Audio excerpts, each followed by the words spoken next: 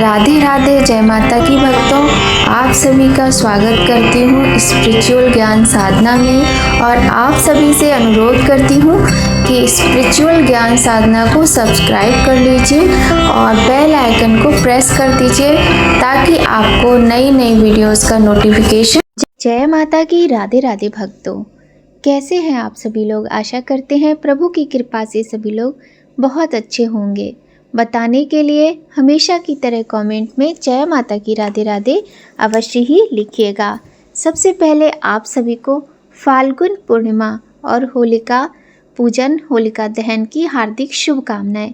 प्रिय भक्तों, आज फाल्गुन मास की पूर्णिमा तिथि है और आज पूर्णिमा का व्रत किया जाएगा। स्कंद पुराण के रेवा खंड से संकलित की गई भगवान सत्यनारायण की कथा आज हम आपको सुनाएंगे, जो कि अत्यंत प्राचीन, पौराणिक एवं प्रामाणिक है। एकमात्र भगवान नारायण ही इस संसार में सत्य हैं, बाकी सब माया है। भगवान की पूजा कई रूपों में की जाती है, उनमें से भगवान का सत्यनारायण स्वरूप इस कथा में बताया गया है। भक्तों, 5 अध्याय में बटी हुई ये कथा अत्यंत पावन है। व्रत कथा के अलग अलग अध्यायों में अलग अलग कथा है, जो कि सत्य का पालन न करने पर किस प्रकार की समस्या आती है। सत्य व्रत का पालन जीवन में पूरी निष्ठा और सुदृढ़ता के साथ करना चाहिए। प्रिय भक्तों, आइए देर न करते हुए आज के इस पावन पवित्र दिन प्रारंभ करते हैं स्कंद पुराण में वर्णित भगवान सत्यनारायण की यह सुंदर कथा। बोलिए गणेश भगवान की जय, बोलिए गौरी शंकर भगवान की जय, लक्ष्मी नारायण भगवान की जय। श्रीमन नारायण नारायण नारायण, सत्य नारायण नारायण नारायण, लक्ष्मी नारायण नारायण नारायण, भजमन नारायण नारायण नारायण।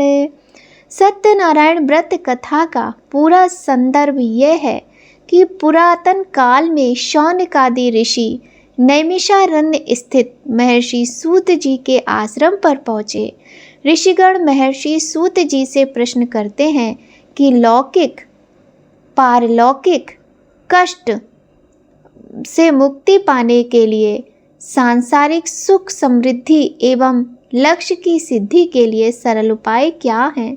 महर्षि सूत जी शौनकादि ऋषियों को बताते हैं कि ऐसा ही प्रश्न नारद जी ने भगवान विष्णु से किया था। भगवान विष्णु ने नारद जी को बताया कि लौकिक क्लेश मुक्ति, सांसारिक सुख समृद्धि एवं पारलौकिक लक्ष्य सिद्धि के लिए एक ही राजमार्ग है, वह है सत्यनारायण व्रत। सत्यनारायण का अर्थ है सत्य आचरण, सत्याग्रह, सत्यनिष्ठा। संसार में सुख समृद्धि की प्राप्ति सत्याचरण द्वारा ही संभव है। सत्य ही ईश्वर है। सत्याचरण का अर्थ है ईश्वर आराधना, भगवत पूजा। कथा का प्रारंभ सूत जी द्वारा कथा सुनाने से होता है। नारद जी भगवान श्री विष्णु के पास जाकर उनकी स्तुति करते हैं। स्तुति सुनने के अनंतर भगवान श्री विष्णु जी ने नारद जी से कहा, महाभाग, आप किस प्रयोजन से यहाँ आए हैं? आपके मन में क्या है? कहिए, वह सब कुछ मैं आपको बताऊंगा। नारद जी बोले, भगवान, मृत्यु लोक में अपने पाप कर्मों के द्वारा विभिन्न योनियों में उत्पन्न सभी लोग बहुत प्रकार के क्लेशों से दुखी रहते हैं। नाथ, किस लघु उपाय से उनके कष्टों का निवारण हो सकेगा?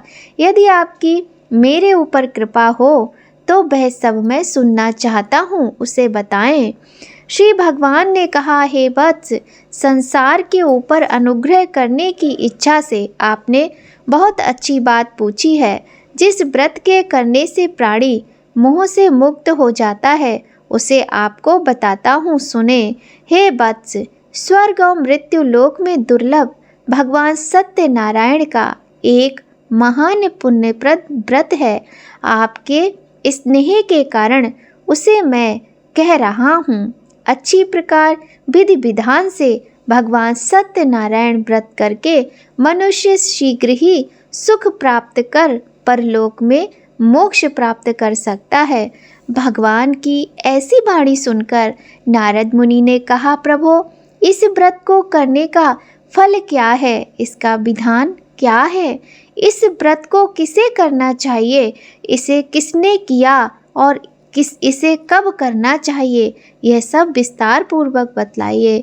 श्री भगवान ने कहा, यह सत्यनारायण का व्रत दुख शोक आदि का शमन करने वाला, धन धान्य की वृद्धि करने वाला, सौभाग्य और संतान देने वाला तथा सर्वत्र विजय प्रदान करने वाला है। जिस किसी भी दिन भक्ति और श्रद्धा से समन्वित होकर मनुष्य ब्राह्मणों और बंधु बांधवों के साथ धर्म में तत्पर होकर सायंकाल भगवान सत्यनारायण की पूजा करे, नैवेद्य के रूप में उत्तम कोटि के भोजनीय पदार्थ को सवाया मात्रा में भक्ति पूर्वक अर्पित करना चाहिए। केले के फल, घी, दूध, गेहूं का चूर्ण अथवा गेहूं के चूर्ण के अभाव में साठी के चावल का चूर्ण, शक्कर या गुड़, यह सब भक्ष्य सामग्री सवाया मात्रा में एकत्र कर निवेदित करनी चाहिए।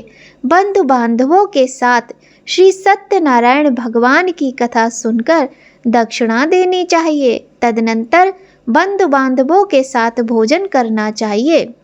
भक्तिपूर्वक प्रसाद ग्रहण करके नृत्य गीत आदि का आयोजन करना चाहिए। तदनंतर भगवान सत्यनारायण का स्मरण करते हुए अपने घर जाना चाहिए। ऐसा करने से मनुष्यों की अभिलाषा अवश्य पूर्ण होती है। विशेष रूप से कलयुग में पृथ्वी लोक में यह सबसे छोटा सा उपाय है। श्री सत्यनारायण व्रत की कथा का प्रथम अध्याय संपूर्ण हुआ। बोलिए सत्यनारायण भगवान की जय। लक्ष्मी नारायण भगवान की जय। श्रीमन्नारायण नारायण नारायण, श्रीमन्नारायण नारायण नारायण, लक्ष्मी नारायण नारायण नारायण, सत्यनारायण नारायण नारायण।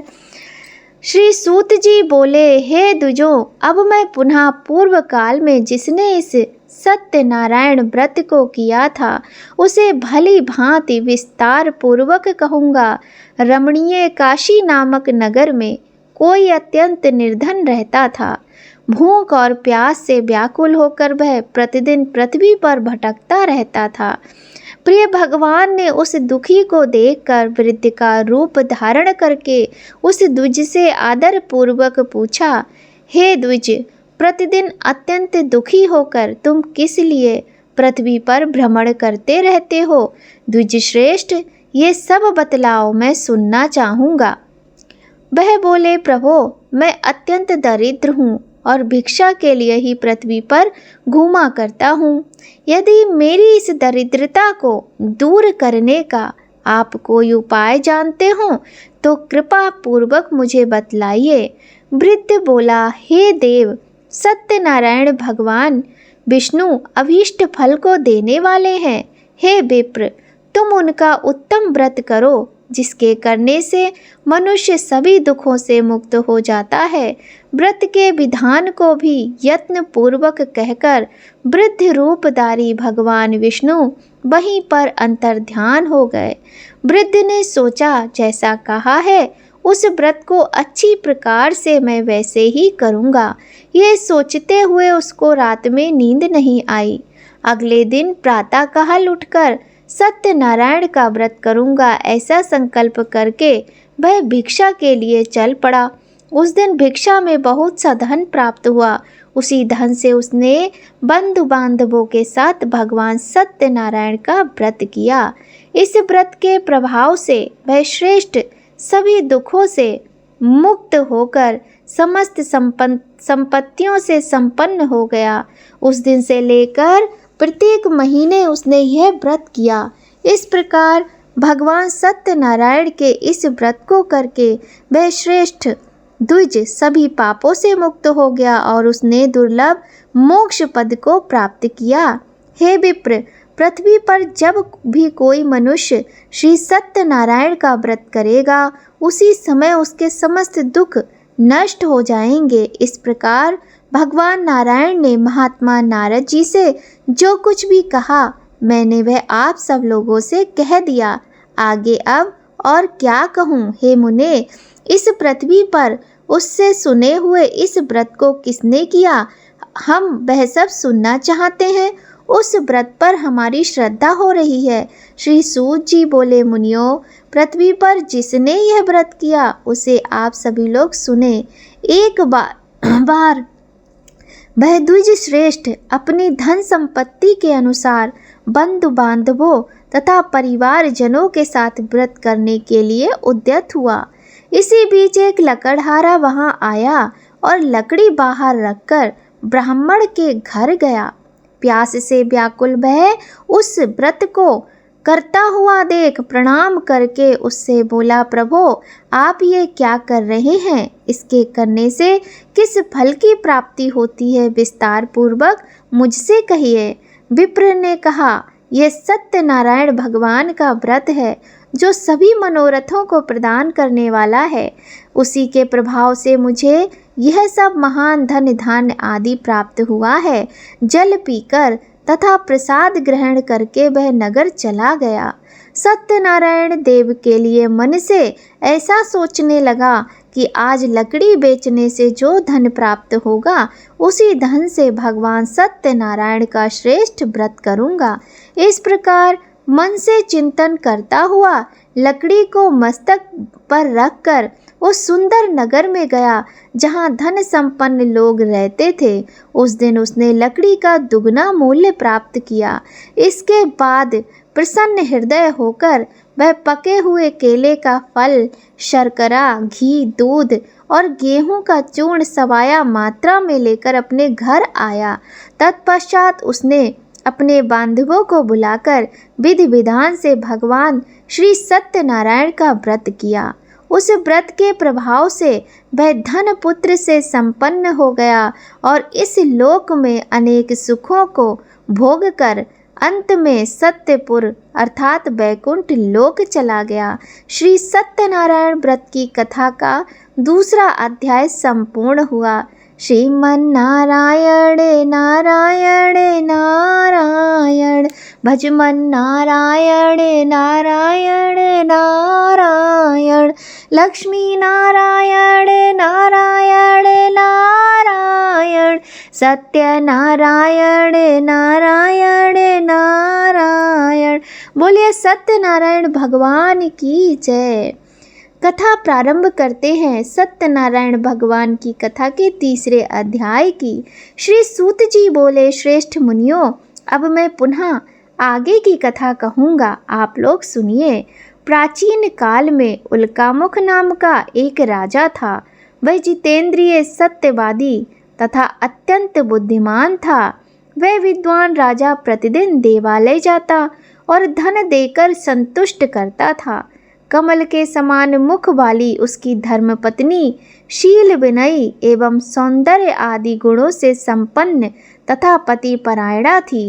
राजा एक दिन अपनी धर्मपत्नी के साथ भद्रशिला नदी के तट पर श्री सत्यनारायण का व्रत कर रहा था। उसी समय व्यापार के अनेक प्रकार की पुष्कल धनराशि से संपन्न एक साधु नाम का बनिया वहां आया। भद्रशिला नदी के तट पर नाव को स्थापित कर वह राजा के समीप गया और राजा को उस व्रत में दीक्षित देखकर विनय पूर्वक पूछने लगा। साधु ने कहा, राजन, आप भक्ति युक्त चित्त से यह क्या कर रहे हैं? कृपया वह सब मुझे बताइए, इस समय मैं सुनना चाहता हूँ। राजा बोले, हे साधो, पुत्र आदि की प्राप्ति की कामना से अपनी बंधु बांधवों के साथ मैं अतुल तेज संपन्न भगवान विष्णु का व्रत एवं पूजन कर रहा हूँ। राजा की बात सुनकर साधु ने आदर पूर्वक कहा, राजन, इस विषय में आप मुझे सब कुछ विस्तार से बतलाइए। आपके कथन अनुसार मैं भी इस व्रत को एवं पूजन को करूँगा। मुझे भी संतति नहीं है, इससे अवश्य ही संतति प्राप्त होगी। ऐसा विचार कर वह व्यापार से निवृत्त हो आनंद पूर्वक अपने घर आया। उसने अपनी भार्या से संतति प्रदान करने वाले इस सत्य व्रत को विस्तार पूर्वक बताया तथा जब मुझे संतति प्राप्त होगी तब मैं इस व्रत को करूँगा। इस प्रकार उस साधु ने अपनी भार्या लीलावती से कहा। एक दिन उसकी लीलावती नाम की सती साध्वी भार्या पति के साथ आनंद चित्त से ऋतुकालीन धर्माचरण में प्रवृत्त हुई और भगवान श्री सत्यनारायण की कृपा से वह भार्या गर्भिणी हुई। 10वें महीने में उससे कन्या रत्न की उत्पत्ति हुई और वह शुक्ल पक्ष के चंद्रमा की भांति दिन प्रतिदिन बढ़ने लगी। उस कन्या का नाम कलावती रखा गया। इसके बाद एक दिन लीलावती ने अपने स्वामी से मधुर वाणी में कहा, आप पूर्व में संकल्पित श्री सत्यनारायण के व्रत को क्यों नहीं कर रहे हैं? साधु बोला, प्रिय, इसके विवाह के समय व्रत करूँगा। इस प्रकार वह अपनी पत्नी को भली भांति आश्वस्त कर व्यापार करने के लिए नगर की ओर चला गया। इधर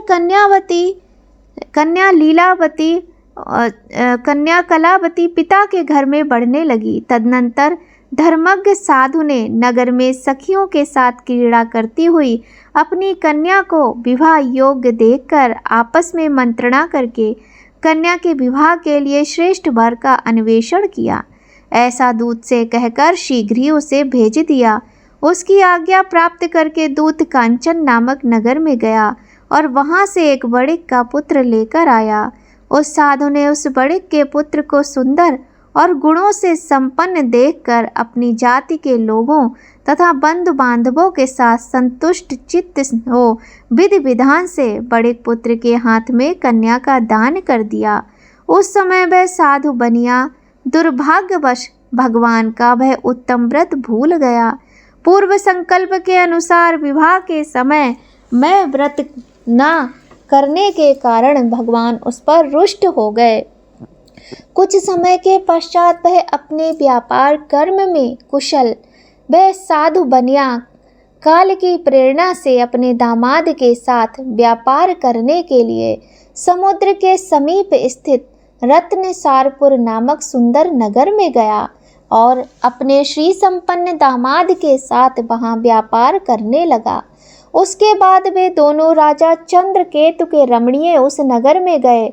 उसी समय भगवान श्री सत्यनारायण ने उसे भ्रष्ट प्रतिज्ञ देखकर इसे दारुण कठिन और महान दुख प्राप्त होगा ये श्राप दे दिया। एक दिन एक चोर राजा चंद्रकेतु के धन को चुराकर वहीं आया जहां दोनों बड़िक स्थित थे। वह अपने पीछे दौड़ते हुए दूतों को देखकर भयभीत चित्त से धन वहीं छोड़कर शीघ्र ही छिप गया। इसके बाद राजा के दूत वहां आ गए जहां वह साधु बड़िक था। वहां राजा के धन को देखकर वे दूत उन दोनों बड़िक पुत्रों को बांधकर ले आए और हर्ष पूर्वक दौड़ते हुए राजा से बोले, प्रभो, हम 2 चोर पकड़ लाए हैं, इन्हें देखकर आप आज्ञा दें। राजा की आज्ञा से दोनों शीघ्र ही दृढ़ता पूर्वक बांधकर बिना विचार किए महान कारागार में डाल दिए गए। भगवान सत्यदेव की माया से किसी ने उन दोनों की बात नहीं सुनी और राजा चंद्रकेतु ने उन दोनों का धन भी ले लिया। भगवान के श्राप से बड़िक के घर में उसकी भार्या भी अत्यंत दुखित हो गई और उनके घर में सारा का सारा जो धन था वह चोर ने चुरा लिया। लीलावती शारीरिक तथा मानसिक पीड़ाओं से युक्त भूख और प्यास से दुखी हो अन्न की चिंता से दर दर भटकने लगी। कलावती कन्या भी भोजन के लिए इधर उधर प्रतिदिन घूमने लगी। एक दिन भूख से पीड़ित कलावती एक के घर गई। वहां जाकर उसने श्री सत्यनारायण के व्रत पूजन को देखा। वहां बैठकर उसने कथा सुनी और वरदान मांगा। उसके बाद प्रसाद ग्रहण करके वह कुछ रात होने पर घर गई। माता ने कलावती कन्या से प्रेम पूर्वक पूछा, पुत्री, रात में तू कहाँ रुक गई थी? तुम्हारे मन में क्या है? कलावती कन्या ने तुरंत माता से कहा, माँ, मैंने एक घर में मनोरथ प्रदान करने वाला व्रत देखा है। कन्या की इस बात को सुनकर वह बड़िक की भार्या व्रत करने को उद्यत हुई और प्रसन्न मन से उस साध्वी ने बंधु बांधवों के साथ भगवान श्री सत्यनारायण का व्रत किया तथा इस प्रकार प्रार्थना की, भगवान आप हमारे पति एवं जामाता के अपराध को क्षमा करें, वे दोनों जल्द वापस आ जाएं। इस व्रत से भगवान श्री सत्यनारायण पुनः संतुष्ट हो गए और उन्होंने राजा चंद्रकेतु को स्वप्न दिखाया। स्वप्न में कहा, राजा, प्रातःकाल उन दोनों व्यापारियों को छोड़ दो और वह सारा धन उन्हें दे दो जो तुमने इस समय उनसे ले लिया है, अन्यथा मैं तुम्हें राज्य धन पुत्रों सहित नष्ट कर दूंगा। राजा से स्वप्न में ऐसा कहकर भगवान सत्यनारायण अंतर ध्यान हो गए। इसके बाद प्रातःकाल राजा ने अपने सभासदों के साथ सभा में बैठकर अपना स्वप्न लोगों को बताया और कहा, दोनों बंदी बड़िक पुत्रों को शीघ्र ही मुक्त कर दो। राजा की ऐसी बात सुनकर वे राजपुरुष दोनों महाजनों को बंधन मुक्त करके राजा के सामने लाकर विनय पूर्वक बोले, महाराज, बेड़ी बंधन से मुक्त करके दोनों बड़िक पुत्र लाए गए हैं। इसके बाद दोनों महाजन नृपश्रेष्ठ चंद्रकेतु को प्रणाम करके अपने पूर्व वृतांत का स्मरण करते हुए भय विह्वल हो गए और कुछ बोल न सके। राजा ने बड़िक पुत्रों को देखकर आदर पूर्वक कहा, आप लोगों को प्रारब्धवश ये महान कष्ट प्राप्त हुआ है, इस समय अब कोई भय नहीं है। ऐसा कहकर उनकी बेड़ी खुलवाकर शौर कर्म आदि कराया। राजा ने वस्त्र अलंकार देकर उन दोनों बड़िक पुत्रों को संतुष्ट किया तथा सामने बुलाकर बाड़ी द्वारा अत्यधिक आनंदित किया। पहले जो धन लिया था उसे दूना करके दिया। उसके बाद राजा ने पुनः उनसे कहा, साधो, अब आप अपने घर को जाएं। राजा को प्रणाम करके, आपकी कृपा से हम जा रहे हैं, ऐसा कहकर उन दोनों महावैश्यों ने अपने घर की ओर प्रस्थान किया। श्री सत्यनारायण व्रत की कथा का तीसरा अध्याय संपन्न हुआ। बोलिए श्री सत्यनारायण भगवान की जय। श्रीमन नारायण नारायण नारायण, लक्ष्मी नारायण नारायण नारायण, सत्यनारायण नारायण नारायण, भजमन नारायण नारायण नारायण। बोलिए श्री सत्यनारायण भगवान की जय। बोलिए लक्ष्मी नारायण भगवान की जय। सत्यनारायण व्रत की कथा का चौथा अध्याय। श्री सूत जी बोले, साधु बनिया मंगलाचरण कर और ब्राह्मणों को धन देकर अपने नगर के लिए चल पड़ा। साधु के कुछ दूर जाने पर भगवान श्री सत्यनारायण की उसकी सत्यता की परीक्षा के विषय में जिज्ञासा हुई।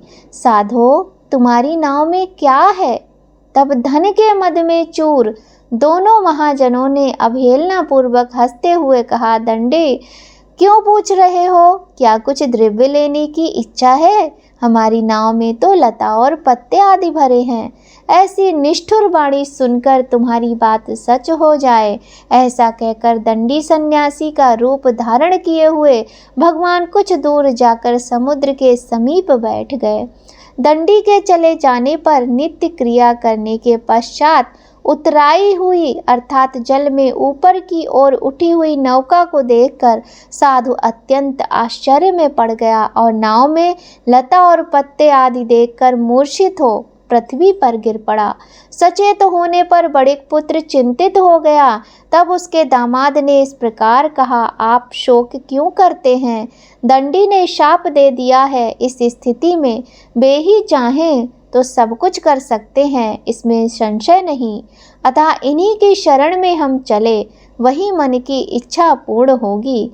दामाद की बात सुनकर वह साधु बनिया उन्हीं के पास गया और वहां दंडी को देखकर उसने भक्ति पूर्वक उन्हें प्रणाम किया तथा आदर पूर्वक कहने लगा, आपके सम्मुख मैंने जो कुछ कहा है असत्य भाषण रूप अपराध किया है, आप मेरे उस अपराध को क्षमा करें। ऐसा कहकर बारंबार प्रणाम करके वह महान शोक से आकुल हो गया। दंडी ने उसे रोता हुआ देखकर कहा, हे मूर्ख, रो मत, मेरी बात सुनो। मेरी पूजा से उदासीन होने के कारण तथा मेरी आज्ञा से ही तुमने बारंबार दुख प्राप्त किया है। भगवान की ऐसी बाणी सुनकर वह उनकी स्तुति करने लगा। साधु ने कहा, हे प्रभु, यह आश्चर्य की बात है कि आपकी माया से मोहित होने के कारण ब्रह्मा आदि देवता भी आपके गुणों और रूपों को यथावत रूप से नहीं जान पाते। फिर मैं मूर्ख आपकी माया से मोहित होने के कारण कैसे जान सकता हूँ? आप प्रसन्न हो, मैं अपनी धन संपत्ति के अनुसार आपकी पूजा करूँगा। मैं आपकी शरण में आया हूँ। आप जो मेरी नौका में स्थित धन था, पूरा धन उसकी तथा मेरी रक्षा करें। उस बनिया की भक्ति युक्त बाणी सुनकर भगवान जनार्दन संतुष्ट हो गए। भगवान हरि उसे अभीष्ट वर प्रदान करके वहीं अंतर ध्यान हो गए। उसके बाद वह साधु अपनी नौका में चढ़ा और उस धन धान्य से परिपूर्ण देखकर भगवान सत्यदेव की कृपा से हमारा मनोरथ सफल हो गया। ऐसा कहकर सज्जनों के स्वजनों के साथ उसने भगवान की विधिवत पूजा की। भगवान श्री सत्यनारायण की कृपा से वह आनंद से परिपूर्ण हो गया और नाव को प्रयत्न पूर्वक संभाल कर उसने अपने देश के लिए प्रस्थान किया। साधु बनिया ने अपने दामाद से कहा, वह देखो, मेरी रत्नपुरी नगरी दिखाई दे रही है। इसके बाद उसने अपने धन के रक्षक दूत को अपने आगमन का समाचार देने के लिए अपनी नगरी में भेजा। उसके बाद उस दूत ने नगर में जाकर साधु की भार्या को देख हाथ जोड़कर प्रणाम किया तथा उसकी अभीष्ट बात कही। सेठ जी अपने दामाद तथा बंधु वर्गों के साथ बहुत सारे धन धान्य से संपन्न होकर नगर के निकट पधार गए हैं। दूत के मुख से ये बात सुनकर वह महान आनंद से विह्वल हो गई और उस साध्वी ने श्री सत्यनारायण की पूजा करके अपनी पुत्री से कहा, मैं साधु के दर्शन के लिए जा रही हूँ, तुम शीघ्र आओ। माता का ऐसा वचन सुनकर व्रत को समाप्त करके प्रसाद का परित्याग कर वह कलावती भी अपने पति का दर्शन करने के लिए चल पड़ी। इससे भगवान सत्यनारायण रुष्ट हो गए और उन्होंने उसके पति को नौका को धन के साथ हरण करके जल में डुबो दिया। इसके बाद कलावती कन्या अपने पति को न देख महान शोक से रुदन करती हुई पृथ्वी पर गिर पड़ी। नाव का दर्शन तथा कन्या को अत्यंत दुखी देख भयभीत मन से साधु बनिया ने से सोचा, ये क्या आश्चर्य हो गया। नाव का संचालन करने वाले भी सभी चिंतित हो गए। तदनंतर वह लीलावती भी कन्या को देखकर विह्वल हो गई और अत्यंत दुख से विलाप करती हुई अपने पति से इस प्रकार बोली, अभी अभी नौका के साथ वह कैसे अलक्षित हो गया। ना जाने किस देवता की उपेक्षा से वह नौका हरण कर ली गई अथवा श्री सत्यनारायण का महात्म्य कौन जान सकता है। ऐसा कहकर वह स्वजनों के साथ विलाप करने लगी और कलावती कन्या को गोद में लेकर रोने लगी। कलावती कन्या भी अपने पति के नष्ट हो जाने पर दुखी हो गई और पति की पादुका लेकर उनका अनुगमन करने के लिए उसने मन में निश्चय किया। कन्या के इस प्रकार के आचरण को देख भार्या सहित वह धर्मज्ञ साधु बनिया अत्यंत शोक संतप्त हो गया और सोचने लगा, या तो भगवान सत्यनारायण ने ये अपहरण किया है अथवा हम सभी भगवान सत्यदेव की माया से मोहित हो गए हैं। अपनी धन शक्ति के अनुसार मैं भगवान श्री सत्यनारायण की पूजा करूंगा। सभी को बुलाकर इस प्रकार कहकर उसने अपने मन की इच्छा प्रकट की और बारंबार भगवान सत्यदेव को दंडवत कर प्रणाम किया। इससे दीनों के परिपालक भगवान सत्यदेव प्रसन्न हो गए। भक्त वत्सल भगवान ने कृपा पूर्वक कहा, तुम्हारी कन्या प्रसाद छोड़कर अपने पति को देखने चली आई है। निश्चय ही इसी कारण इसका पति अदृश्य हो गया है। यदि ये घर जाकर प्रसाद ग्रहण करके पुनः आए तो हे साधु बनिया, तुम्हारी पुत्री पति को प्राप्त करेगी, इसमें संशय नहीं है। कन्या कलावती भी आकाश मंडल से ऐसी वाणी सुनकर शीघ्र ही घर गई। उसने प्रसाद ग्रहण किया, पुनः आकर स्वजनों तथा अपने पति को देखा। तब कलावती कन्या ने अपने पिता से कहा, अब तो घर चले, विलंब क्यों कर रहे हैं। कन्या की बात सुनकर बड़े पुत्र संतुष्ट हो गया और विधि विधान से भगवान सत्यनारायण का पूजन करके धन तथा बंधु बांधवों के साथ अपने घर गया। तदनंतर पूर्णिमा तथा संक्रांति पर्वों पर भगवान सत्यनारायण का पूजन करते हुए इस लोक में सुख भोग कर अंत में वह सत्यपुर वैकुंठ लोक में चला गया। ये इस प्रकार सत्यनारायण व्रत की कथा का चौथा अध्याय संपूर्ण हुआ। बोलिए श्री सत्यनारायण भगवान की जय। श्रीमन्नारायण नारायण नारायण, श्रीमन्नारायण नारायण नारायण, लक्ष्मी नारायण नारायण नारायण, सत्यनारायण नारायण नारायण। बोलिए श्री सत्यनारायण भगवान की जय। लक्ष्मी नारायण भगवान की जय। अथ श्री पंचम अध्याय। श्री सूत जी बोले, श्रेष्ठ मुनियों, अब इसके बाद मैं दूसरी कथा कहूँगा, आप लोग सुने। अपनी प्रजा का पालन करने में तत्पर तुंगध्वज नामक एक राजा था। उसने सत्यदेव के प्रसाद का परित्याग करके दुख प्राप्त किया। एक बार वह वन में जाकर और वहाँ बहुत से पशुओं को मारकर बट वृक्ष के नीचे आया। वहाँ उसने देखा कि गोपगण बंधु बांधवों के साथ संतुष्ट होकर भक्तिपूर्वक भगवान सत्यदेव की पूजा कर रहे हैं।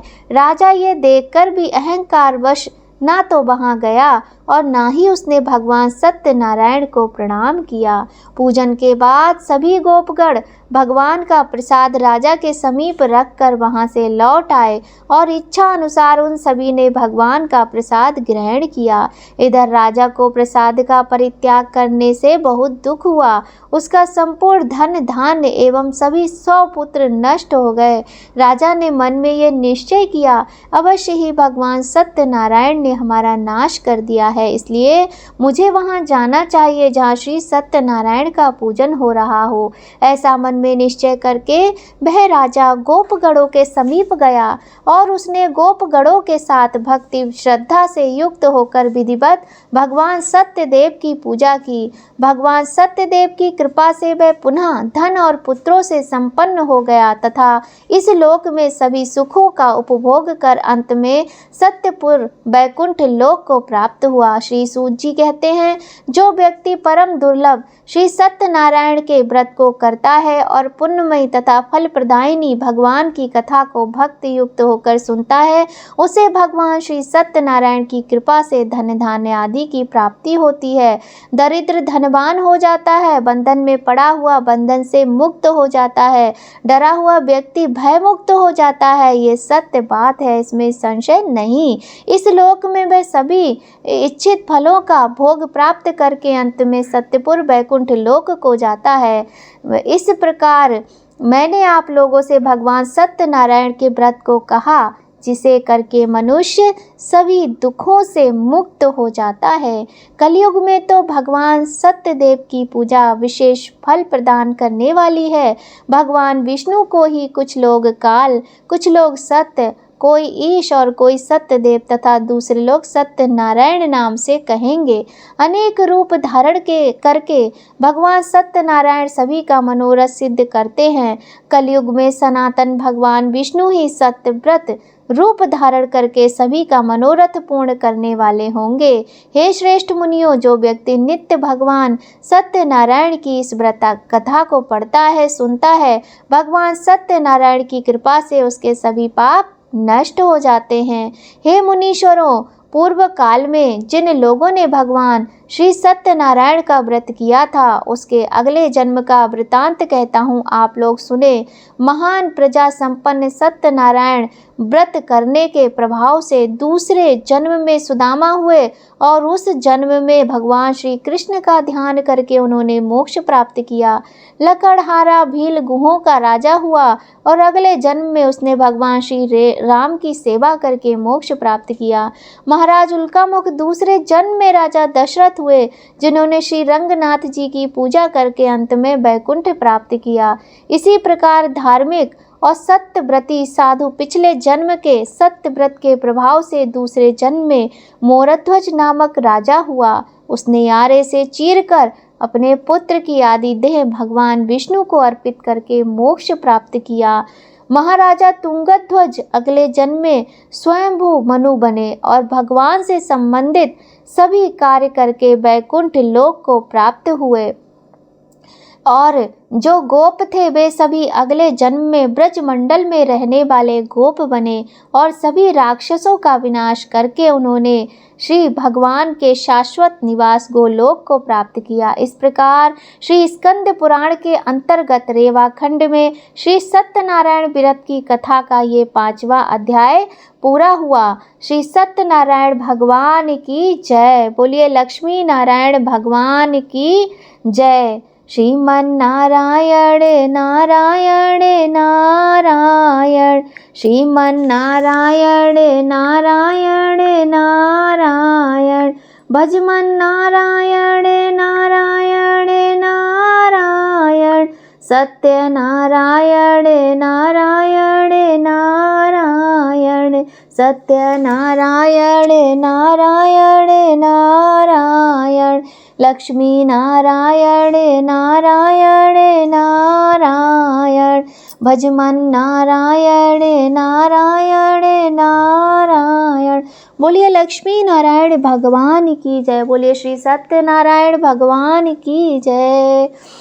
जय लक्ष्मी रमणा, श्री जय लक्ष्मी रमणा, सत्यनारायण स्वामी जन पातक हरणा, स्वामी जय लक्ष्मी रमणा, रत्न जड़ित सिंहासन अद्भुत छवि राजे, स्वामी अद्भुत छवि राजे, नारद करत निराजन घंटा ध्वनि बाजे, ओम जय लक्ष्मी रमणा, ना प्रगट भये कलि कारण, द्विज को दर्श दियो, स्वामी द्विज को दर्श दियो, बूढ़े ब्राह्मण बन कर कंचन महल दियो, ओम जय लक्ष्मी रमणा, दुर्बल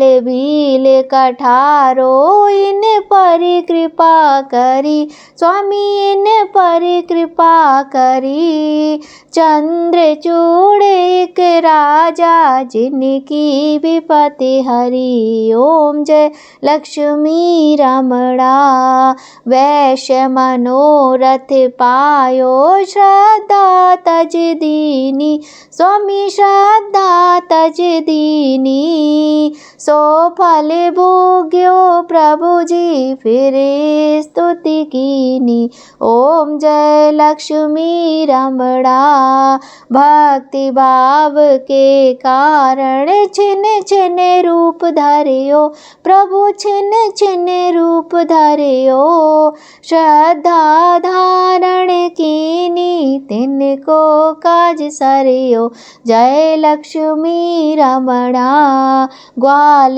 बाल संग राजा बन में भक्ति करी, स्वामी बन में भक्ति करी, मन इच्छित फल दीनो दीन दयाल हरि, ओम जय लक्ष्मी रमणा, चढ़त प्रसाद सवाया कदली फल मेवा, स्वामी कदली फल मेवा, धूप दीप तुलसी से राजी सत्य देवा। ओम जय लक्ष्मी रमणा। श्री सत्यनारायण जी की आरती जो कोई जन गावे, स्वामी प्रेम सहित गावे। कहते शिवानंद स्वामी जपत हरिहर स्वामी, मन वांछित फल पावे। ओम जय लक्ष्मी रमणा। सुख संपत्ति घर आवे। ओम जय लक्ष्मी रमणा। स्वामी जय लक्ष्मी रमणा। प्रेम से बोलिए श्री लक्ष्मी नारायण भगवान की जय। श्री सत्यनारायण भगवान की जय।